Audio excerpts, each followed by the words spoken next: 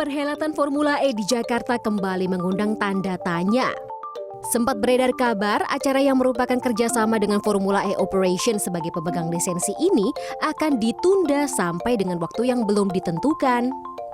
Ditambah lagi dengan adanya hasil audit Badan Pemeriksa Keuangan atau BPK yang menyebut Pemprov DKI Jakarta menggelontorkan dana hampir 1 triliun rupiah demi menggelar Formula E. DPRD DKI Jakarta sendiri juga menyatakan keraguan akan perhelatan ini sejak awal.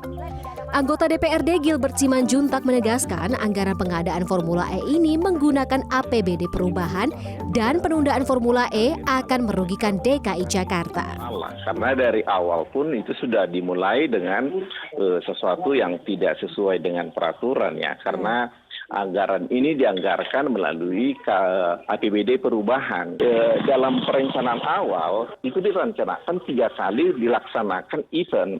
Oke. Sekarang dengan ditundanya ini 2022, apakah event yang 2 lagi nanti akan dilaksanakan? Karena jelas kalau event di 2022 ini tidak akan menguntungkan dan biaya yang kita keluarkan pun sudah sangat besar.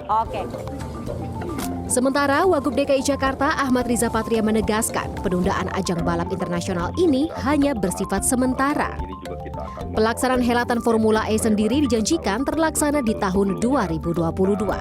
Penundaan diakibatkan pandemi COVID-19.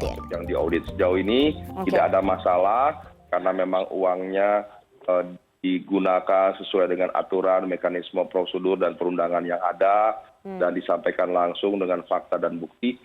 Kegiatan ini tidak dilakukan secara sepihak, tentu harus melalui sebuah proses yang panjang. Dan kalau tidak memenuhi syarat, tentu dari pihak penyelenggara Formula E tingkat dunia atau internasional tidak mungkin memperkenalkan Jakarta.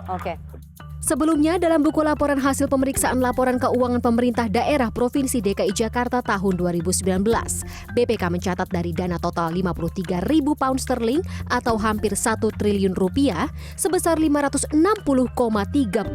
miliar rupiah sudah dibayarkan oleh Pemprov DKI Jakarta kepada promotor sebagai komitmen fee Formula E.